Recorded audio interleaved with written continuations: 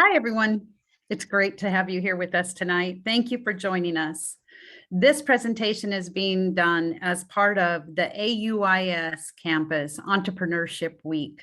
My name is Eileen Brewer. I'm the director of the TAKWEEN Accelerator, which is housed at AUIS. And tonight I'm going to do a presentation called the Startup Lifecycle. The presentation is only about 30 minutes, and then we'll open it up to questions to answer all those great questions you might have. First, I would like to talk about the TAKWEEN Accelerator. TAKWEEN is a project of the YANHAD, an initiative to promote civic engagement and entrepreneurship for youth in Iraq, financed by the European Union and the French Ministry of Foreign Affairs, implemented by expertise grants, and hosted at the American University of Iraq, Suleimani. So this talk tonight is about to remove confusion around what you hear when you hear the words startup, investment, businesses, SME, and innovation and entrepreneurship. Oftentimes we hear these terms, but we don't know what they are. And the Iraq startup ecosystem is very young. And I receive a lot of questions at the accelerator. So we thought it would be a good idea to help everyone understand some of the terminology and the process that happens to remove some of the confusion that's out in the community right now. So what is a startup life cycle? First, what should happen is that you find a problem that needs to be solved. You want to find big problems that need to be solved, not small problems, so that your users are many. You want hundreds of thousands of users, not just a few thousand users. Your problems to be solved could be replacing old methods with new digitalized methods or solutions. Your problems could address something that's too slow and you want to make it faster. It could be a process, it could be a payment, it could be getting something from A to B, or it could be getting food to the market or any other process that you see that takes a long time. What can you do to make it happen faster? It could be one of the problems you're solving is that there's a very limited reach because technology hasn't been enabled yet. So maybe you take something that exists and you implement technology so that many more people can access it. You can also replace out-of-date content or concepts. An example in this area would be e-learning and updating curriculum to match today's standards and needs. The next step would be to find a co-founder. And the way you do this is that you list for yourself what your strongest skills are. Are you a developer? Are you a business major? Do you have experience already working in a specific field where you want to solve a problem? List what all of your skills are. Think about the problem and then think about what skills you're missing. Where are your gaps? Where would you like help? So it's better to put, say, for example, an engineer and a business person together instead of two engineers, and then you still have no business acumen. So think about, and I'm not saying don't have two engineers. I'm saying when you're creating your co-founders, make sure you have diversity in skills. And then you can search for co-founders either at your university, talking to your peers, or going to LinkedIn and starting to grow and expand your network, or going to an incubator and starting to work or have a co-working space in an incubator where you have other like-minded people around you. The next thing I recommend that you do is do some research and understand what dynamic equity sharing is. So one of the biggest mistakes that happens is if I invite you to come be a co-founder, we sit down and we have coffee and we agree we're going to be co-founders, and then we decide we're going to split the business in half. We each own 50%. And then 6 months later, you're very frustrated because this other person has not been delivering at the level that you deliver. So what you can do is use dynamic equity sharing. If you go and research on this, the best tool that I have seen is called slicing pie. And what it is, there's a free Excel spreadsheet. You don't have to buy the software. You can use the free Excel spreadsheet, and they already have all the formulas inside based on years of research. And you keep track of how many hours each person is contributing, or if they have put money in to buy things, or if they have generated sales and gotten customers for you. All of this is calculated to determine what % of equity they should have for their contributions, including yourself. So it makes it much more fair, and it's very good to start doing that in the beginning so that you're very successful in the year or two from now when you're trying to divide the pie.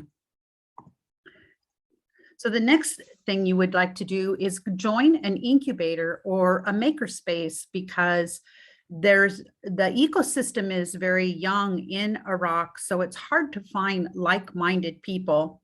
And oftentimes if you go and you talk to someone and you say, oh, I have this idea, I'm going to go start my own business and I'm going to make money off of my phone. And your parents and others are going to say, no, that can't happen. That's not good. So they're very concerned about you going to be an entrepreneur. The best thing to do is surround yourself with like-minded people. And where you can do that is at your university, or at an incubator, or at a makerspace, so that you're spending time with other people who believe in the same concepts and ideas that you do. And in these spaces, you can increase your business acumen, you can increase your network and find other entrepreneurs or potential co-founders. You can learn about what Lean Canvas is and use the Lean Canvas template to write your business plan. And you can learn about design thinking so that you complete your market research correctly so that you build better products. So the next step now is that you go out and you do market research. At this moment, you have spent no money. You have needed no money from anyone. You can get all the way to this point and beyond without spending any money. The most important thing to do is to do your market research before you build your solution. If you build your solution before you do market research, you're likely way too attached to your idea and your solution, and it will increase your failure rate. Out of the top 20 reasons why startups fail, 42% fail because there's no market need. We get an idea in our head and we think everyone needs this. And then we don't ask them, we just go build it. And then we spend all that money to build it. We spend all those hours and effort, and then we take it to market and no one wants it. They don't want to buy it because you didn't ask them. So what you can do for free is go out and do market research to learn about what they want. And you ask very open-ended questions. You ask them, do you buy certain products? Where do you find them? What do you like about them? What do you not like about them? So it could be anything around what your solution is, but very open-ended. You don't walk in and say, if I make this, would you buy it? That's not proper market research. So think about open-ended questions that you would ask so you can learn more about how they're solving this problem. There's this problem that you're trying to solve. Ask them, how do they solve this problem so that you get a better idea of the solution you should build. Now you're finally ready to start building a prototype, or what we call minimal viable product. Once you have a prototype or a minimal viable product, this is where you could start applying for grants and see whether or not anyone is willing to support you. you will have a much, much higher chance of receiving grants or funding at this point if you have followed the steps that I've outlined. If you have not figured out a solution and you don't have a co-founder, I'm sorry, you haven't figured out what problem you're solving, you don't have a co-founder, you haven't done lean canvas, you haven't done design thinking, you haven't done market research, and you're just walking in and saying, I have an idea, may I have some money? There will be no success here, or very, very little success. So you want to go in with a story. You want to go in proving that you've done your part. You've done research. You've done all of this work. All of this can be done at this point for free. Now you walk in and say, I have this concept. I would like to get some funding to move it forward to the next level. Then what you do is you produce more of your product and take it out and start selling it. So now you want to generate some sales and some revenue. You need to develop your sales pitch so that you can teach others how to sell your product or solution exactly the way you want them to speak about your product. You don't just start saying, hey, people, sell my product for me and I'll give you a little bit of money, because they're going to come up with their own idea of how to sell your product. You want to have a very scripted sales pitch so that everyone that's representing your product or selling your product is stating and representing it exactly the way you want them to. And then you need to identify what your value proposition is. And your value proposition is what makes you different from all the other solutions that address this problem. Why is your product better than the others? And it's not something simple like mine costs less. It costs less today because you're brand new and starving, but it's not going to stay that way. Eventually, your price is going to go up as you recognize you need to generate a higher cost per sales. So, I mean, a higher sales price so you can cover all of your costs. So you need to know, what is your value proposition? What makes you better than? And then you want to build a sales pipeline, which means going out and generating as many sales opportunities as possible. One of the ways that you can get people to buy your product is to offer some free trials and then convert them. I think probably all of us are using free versions of software. There's many, many, many products that offer a small module of their product for free. So I'm using Slack and Canva and Asana, Zoom. There's many software products and other products that we use for free. So we get really used to it and we like it a lot. And then as we grow, we realize, oh, now I need that other feature. And now your customers will start paying for using your products. So sometimes you can offer a free trial to convert them into a paying customer. Now you're ready to join an accelerator.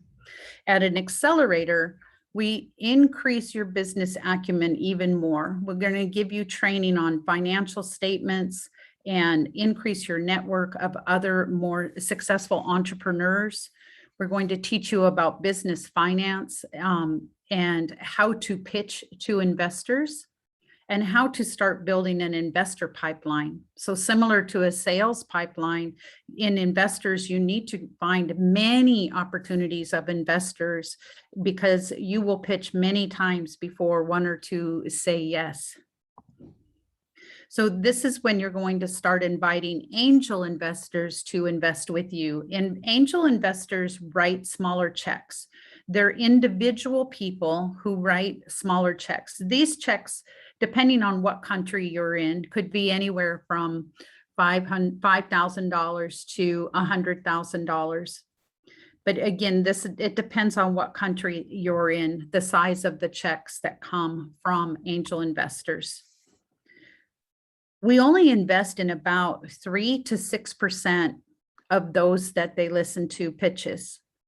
So if I'm an angel investor, I'm going to listen to 100 pitches and I might invest in 3 to 6 of those 100.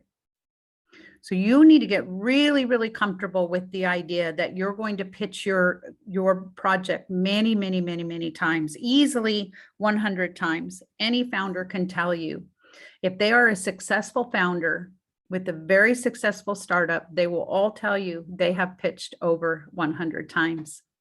So research your investors to improve your results. Make sure that you're not wasting your time talking to investors who won't invest in Iraq or who won't invest in the particular industry that you're in. It's perfectly okay to ask them up front, would you invest in a startup in Iraq? If they say yes, then you ask them, what types of businesses do you prefer to invest in? And make sure you get that match before you spend your time talking to them or pitching to them.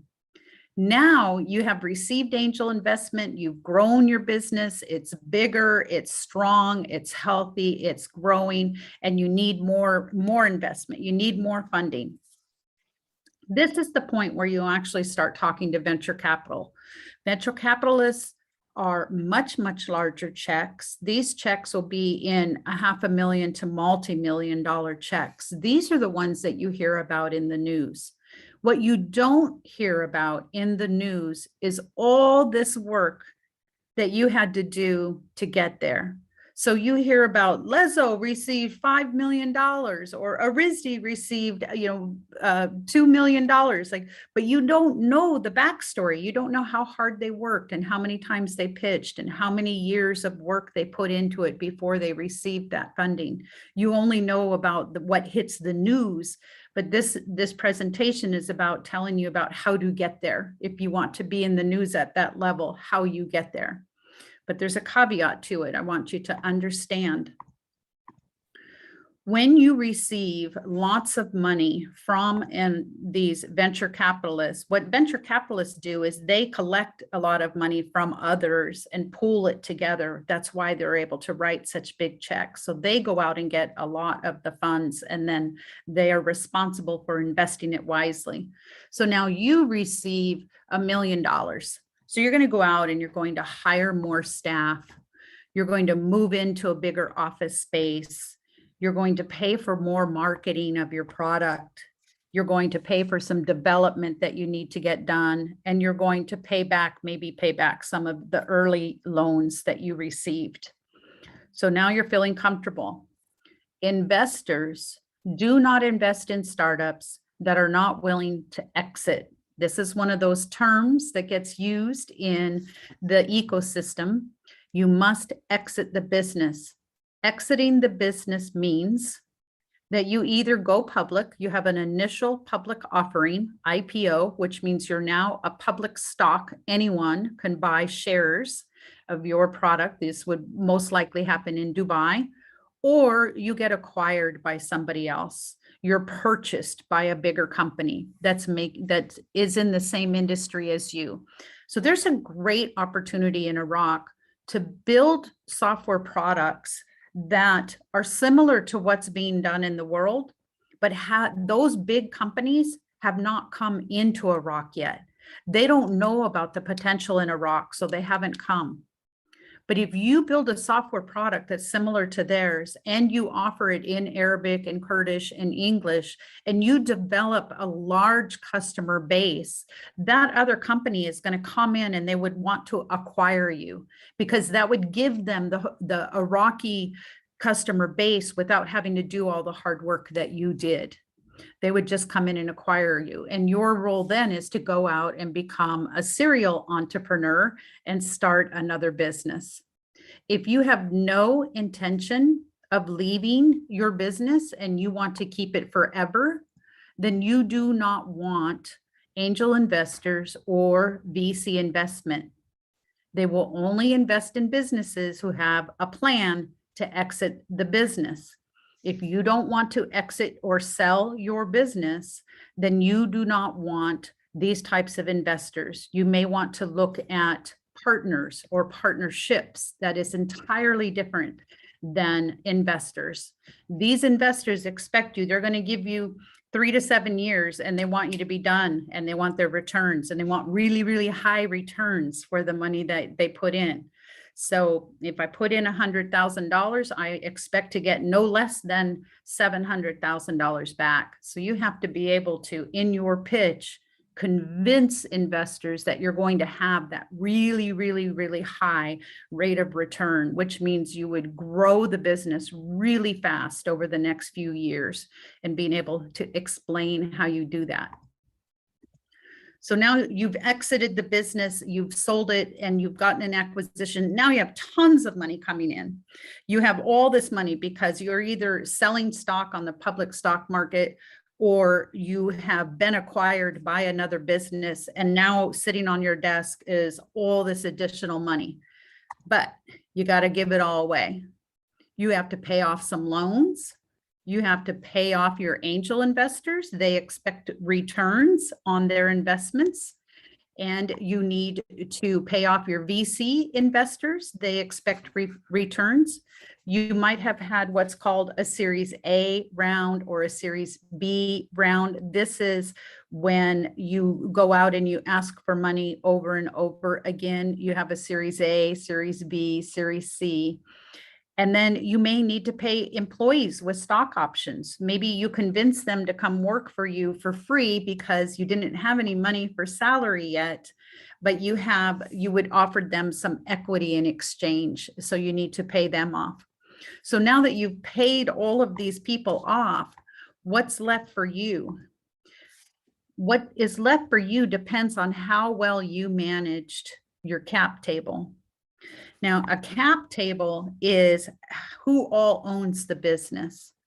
How much percent did you give away every time you got an investor? How much percent of the business did you give them in exchange for that money?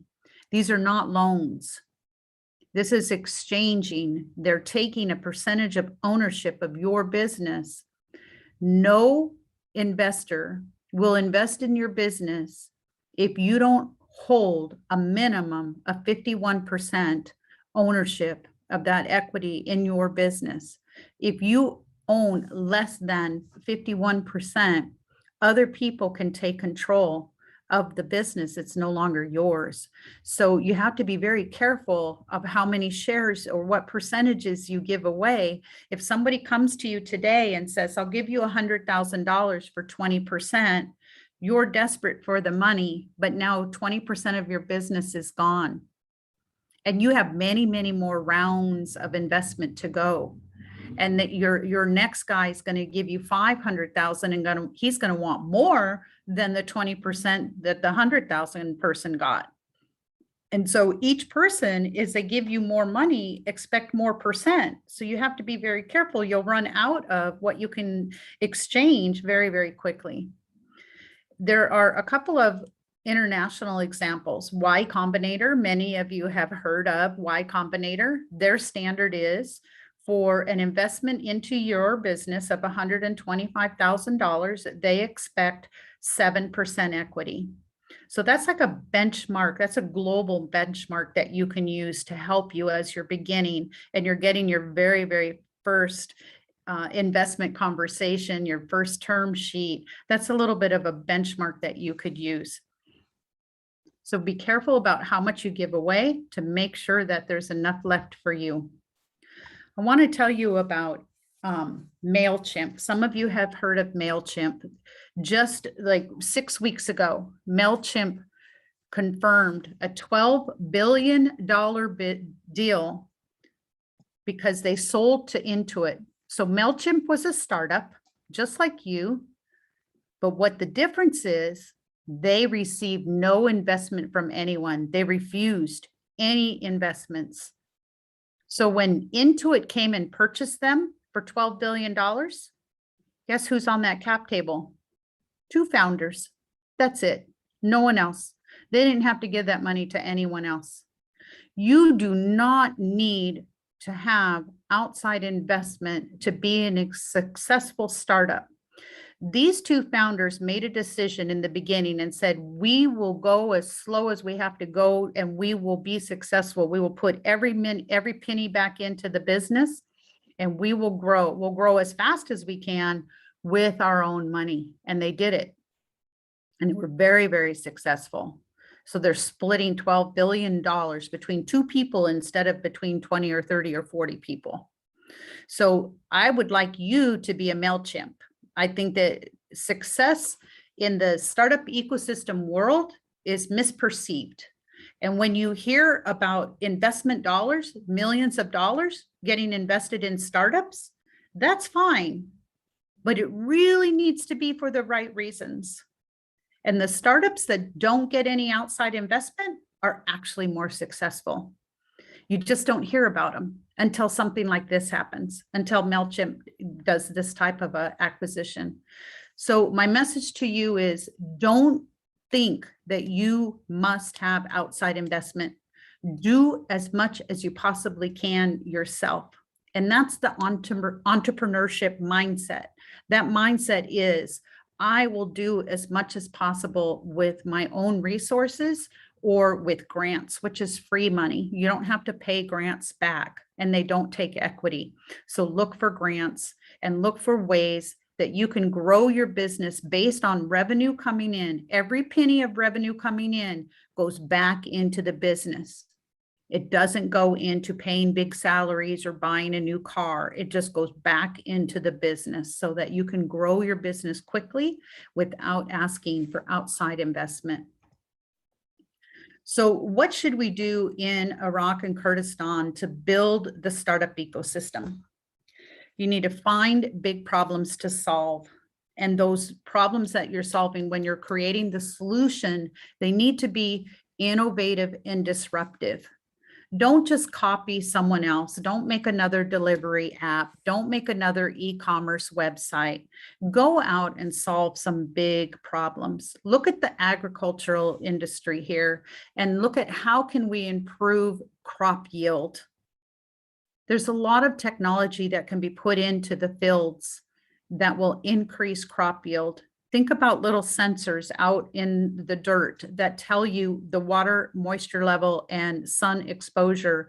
Imagine a farmer being able to look at a laptop dashboard, and it has the layout of his crops, and it uses red, yellow, green signaling to tell him exactly which parts of the field he needs to go and work on, instead of him driving in and out of every single row and checking everything. Think about solar. Think about how to address the power grid. Think about plastic wrapping. I moved to Iraq a year ago, and I was a little shocked about how much plastic, single-use plastic there is still happening here. There's a lot of opportunity to remove single-use plastic. You can just go do research on what the solutions are and then build those solutions in your country with your resources, with your materials, with your staff, with local people. It can be done. You have all kinds of, you have hundreds of universities. You have science, you have biology, you have chemistry, you have business, you have all the right players. You just need to think bigger and think about really innovative, disruptive solutions, and continue to build more incubators and maker spaces so you all have more places to come together and work together and find each other and support each other. We need to see more entrepreneurship courses in schools, and I don't mean just university. I'm talking about secondary, primary, every school. There's all kinds of ways that you can introduce entrepreneurship, collaborative, teamwork, problem solving, critical thinking into course materials. And become a mentor or a trainer. If you're a business professional and you have this expertise, volunteer your time to go into these incubators and maker spaces to deliver and share your expertise with the next generation. If you have wealth, then become an angel investor in Iraq and start investing in these startups that are coming up in the country. And support and believe in big thinkers. This is critical. There are many cultures where thinking creatively is frowned upon. Everybody wants you to be a doctor or an engineer or a scientist. No one wants you to be an entrepreneur. And when entrepreneurs speak up about these amazing, innovative, and disruptive solutions they have, The people around them often give them negative feedback. You can control that. I'm talking to majority university students right now today in this session. Imagine if every single university had an innovation hub, and if every single university gave the opportunity to students to become entrepreneurs and think outside of the box, and to think of innovative and disruptive solutions to problems, and you all supported each other. No one criticized each other for their idea.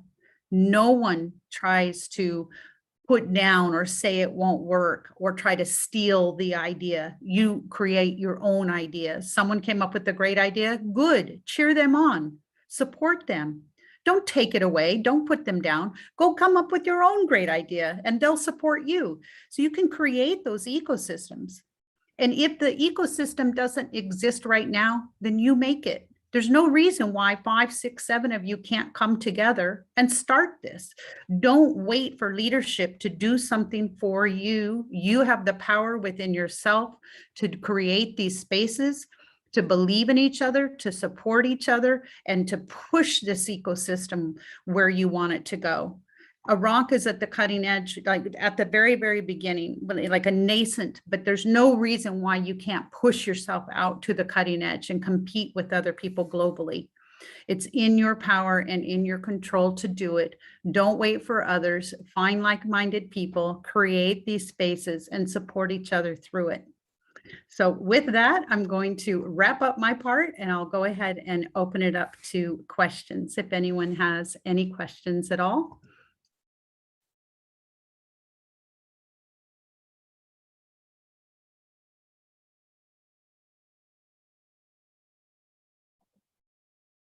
You could put something in chat. Did you find the presentation helpful? Did it answer questions for you? Do you want to be an entrepreneur, or now you're afraid, like, forget it, I don't want to do it?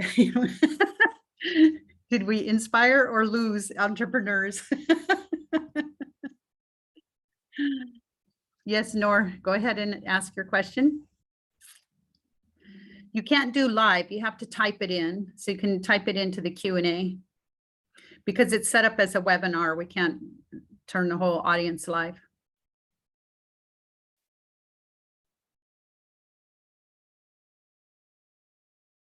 Are there any IPOs in Iraq?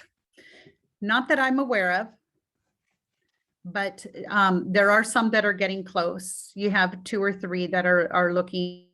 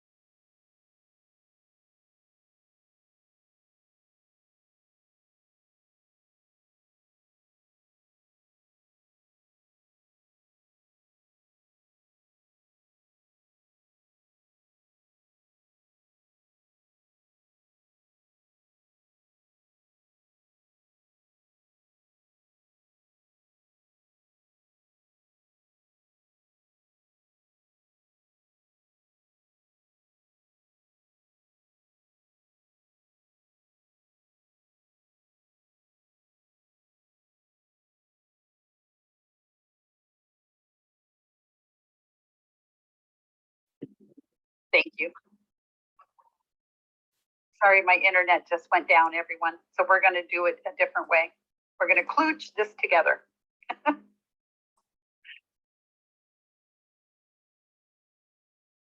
What was the last question I was working on? Oh, how to find big problems. So make sure that it's in an area that you're interested in, because you're going to dedicate a lot of time to this problem. So you want to make sure it's something that you like doing. And then think about how things are happening in that space right now. Think about, you can create different categories. You can create school, community, and home. What happens inside of your home every day? What's old and broken and needs innovation? What's happening in your community that's old and broken and needs innovation? I provided you several ideas, but you can expand on those when it comes to packaging materials or electrical grid or clean water in every home. Like, what's happening today and where would you like it to be? So think about, what are your favorite areas of work that you like to spend your time on, and then think about where problems are that your favorite areas of work could address. How about the next question?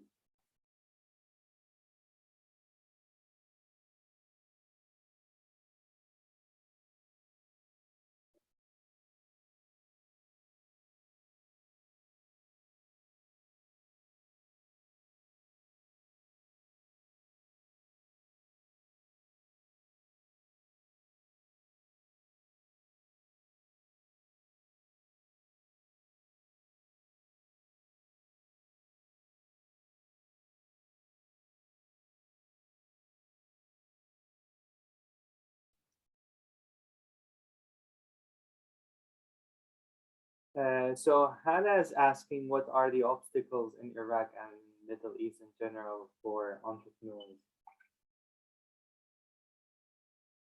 One of the first obstacles is there's not enough education provided on what it means to be an entrepreneur, and there's not enough education around, like, there's not a lot of opportunities in university for critical thinking, problem solving, hand-on projects to create that mindset is the first hurdle.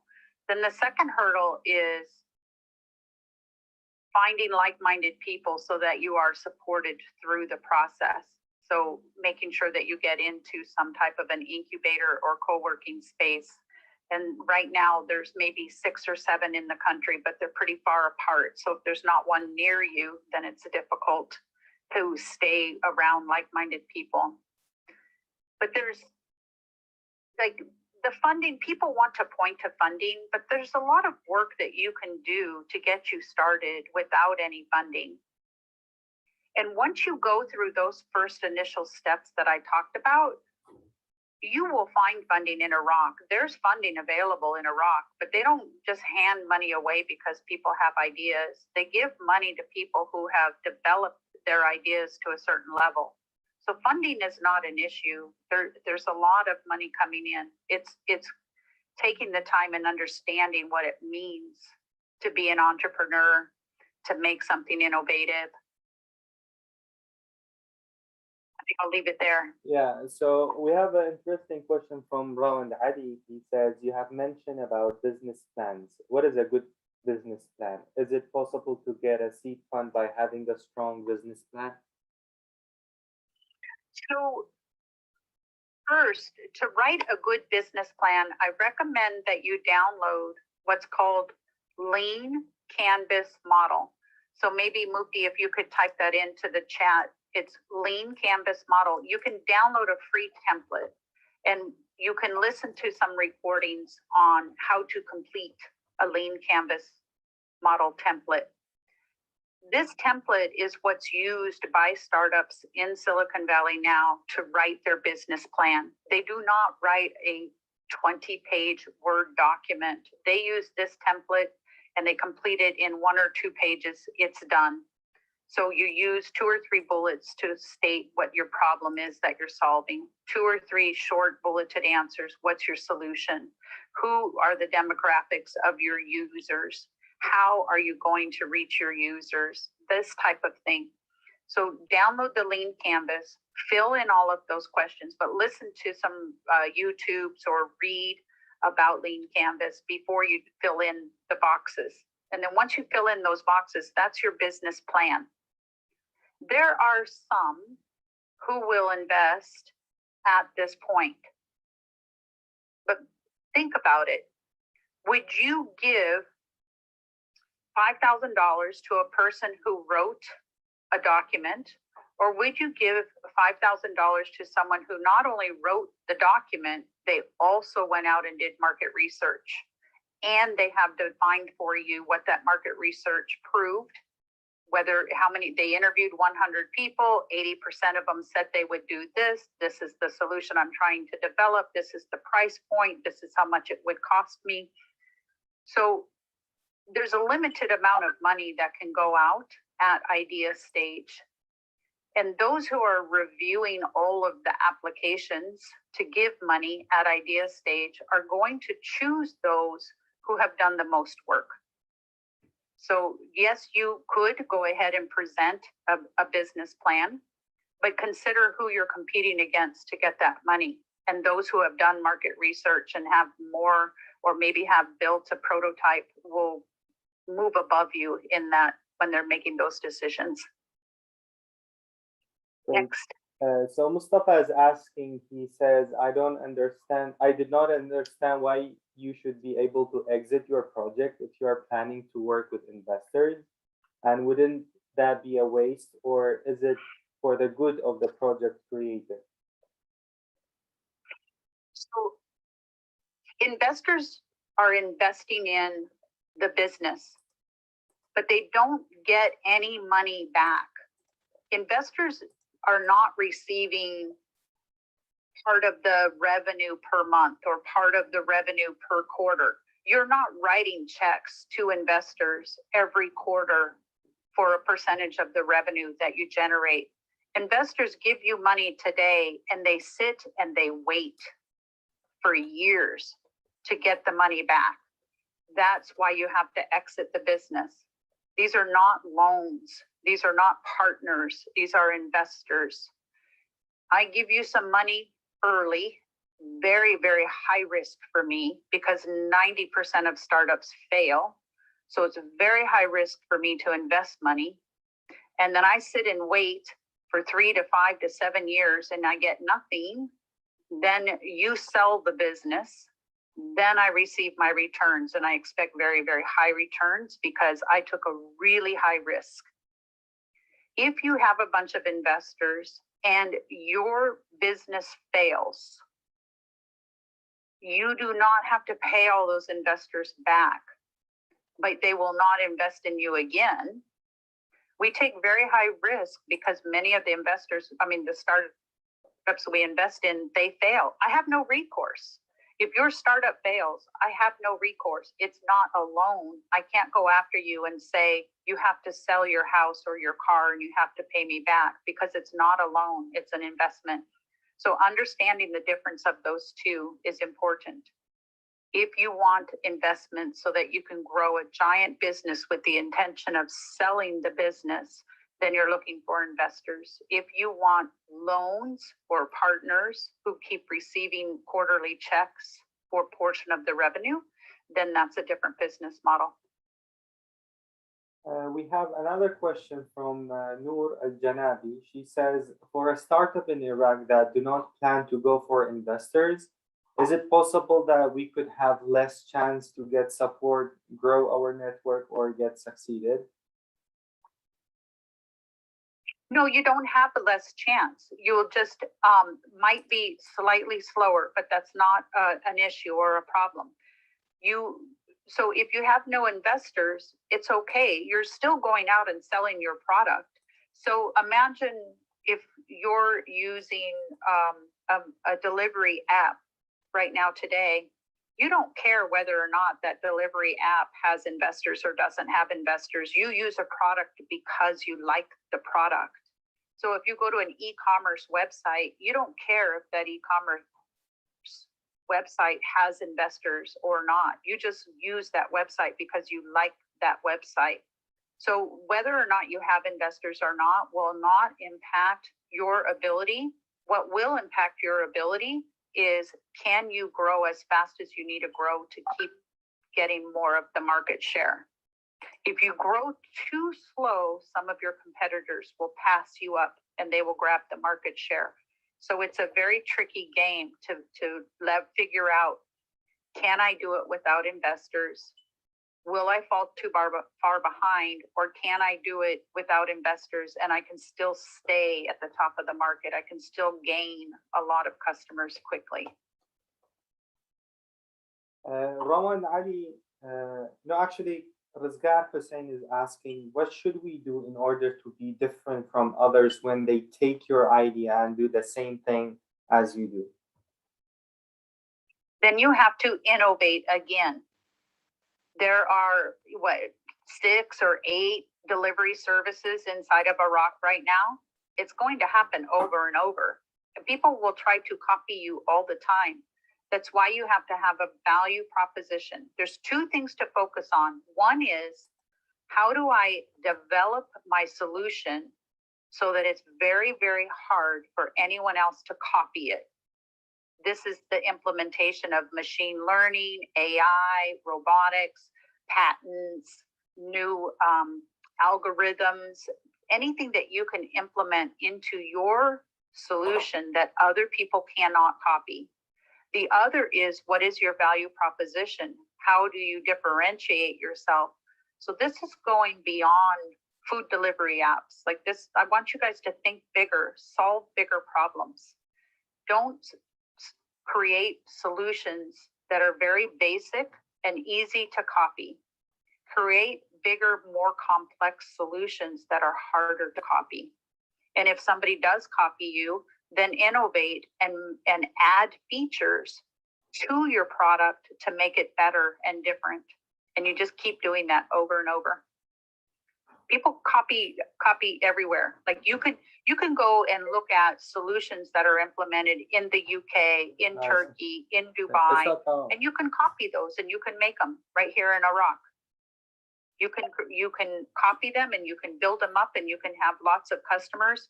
You could even go back to the one that you copied from and you can say, hey, I created something similar to you, but you're not in the Iraq market and I have 5,000 customers. Do you want to buy me? So there you can copy, but you also want to look at what can you make that's innovative, that's hard to copy. Eileen, we are taking the last question from Rowan Ali, where he says, so it is more likely to fund an MVP rather than a business plan holder. Can you more talk about MVP more in cost and investment perspective? Yes, so like what I was saying before, it's more likely to receive money if you have created a minimal viable product or a prototype. So if you hand me a business plan, I'll say that's a great start. But if you hand me a business plan and you say you've done market research, then you're one ahead of the one before you. If you say I've done market research and I've built a prototype, then now you're ahead of the other one. So your prototype or your minimal viable product is the simplest version of your solution that you can start showing customers or investors or grant makers to show them the concept of what you're working on and start getting feedback on that concept. You do not want to spend a year hiding and developing and putting an entire year in because you think that your solution has to have these 10 things and you cannot show it to anyone until you have those 10 things. This is the wrong thinking, and this is how people will pass you up. The proper way to do it is to create the smallest version of your solution, show it to people and get big feedback, and then build on it, and then show it to people and get feedback, and then build on it some more. You don't have to have all 10 features made, but at least have 1 or 2 of your features made, and then start showing people. That's what minimal viable product is, and that's what really interests investors. Okay, I think we are done with questions, Eileen. Okay, great. Thank you all so much. I'm so sorry my internet went down. Happens to all of us at least once. Thank you for joining the call today. This has been live streamed to Facebook. You can post questions in Facebook. We keep a tab on there, and we'll continue to answer your questions as they come up. on 2 nights from now, on Wednesday night at 7 p.m., we will be hosting a panel with several of Iraq founders on the panel, and they'll answer some of these questions as well and how they got started and what they're doing today. And they'll be open for your questions on Wednesday. See you then.